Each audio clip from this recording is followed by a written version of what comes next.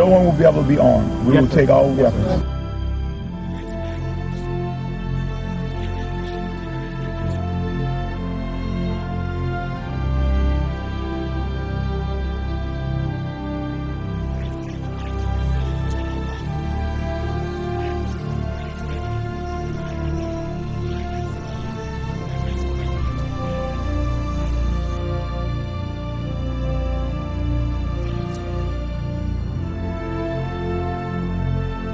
Every service member has an obligation, not just that they can refuse a legal order or an unlawful order. They have an obligation to.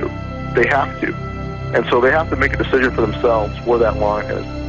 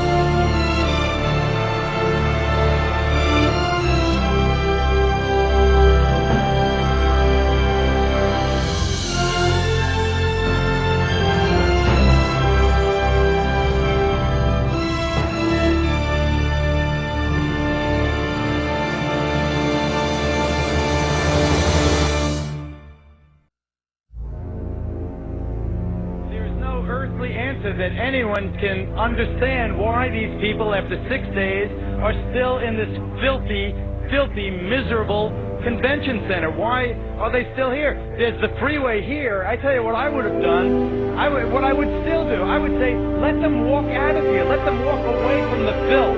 Let them walk away from the devastation. Let them walk away from the dead bodies in here. Let them walk out of there because I'm standing right above that convention center. And what they've done is they've locked them in there. The government said, you go here and you'll get help. Or you go in that Superdome and you'll get help. And they didn't get help. They got locked in there and they watched people being killed around them. And they watched people starving. And they watched elderly people not get any medicine. And now they know it's happening because we've been telling them repeatedly over and over every day. And you know what they're doing now? And I'm not blaming anyone. I'm telling you what's happening. They have set up a checkpoint at the bottom of this bridge. This is the bridge that takes you from New Orleans over into Gretna, from Orleans Parish into Jefferson's Parish. It's the only way out. It's the connection to the rest of the world. And they've set up a checkpoint, and anyone who walks up out of that city now is turned around. You are not allowed to go to Gretna, Louisiana from New Orleans, Louisiana. Over there, there's hope. Over there, there's electricity. Over there, there's food and water. But you cannot go from there to there. I think the government will not allow you to do it. It's a fact. I don't know, man. Let them walk out of here. Let them walk the hell out of here. Let them get on that interstate and walk out. We had Walmart deliver 3 trucks of water, trailer trucks of water. FEMA turned them back. They said we didn't need them. This was a week ago. FEMA, we had 1,000 gallons of diesel fuel on a Coast Guard vessel docked in my parish. The Coast Guard said, come get the fuel right away. When we got there with our trucks, they got a word. FEMA says, don't give you the fuel. Yesterday, FEMA comes in and cuts all of our emergency communication lines. They cut them without notice. Our sheriff, Harry Lee, goes back in, he reconnects the line, he posts armed guards on our line and says no one's getting... That's why we issued our declaration of 10 orders that we will not obey.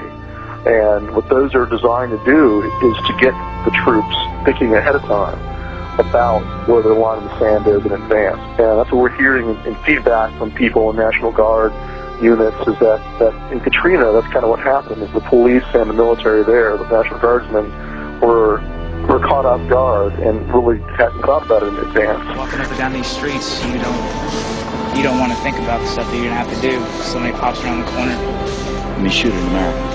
Yeah. And what we're hearing is that it won't be the same way next time. There'll be more who will say, no, I'm not going to do that.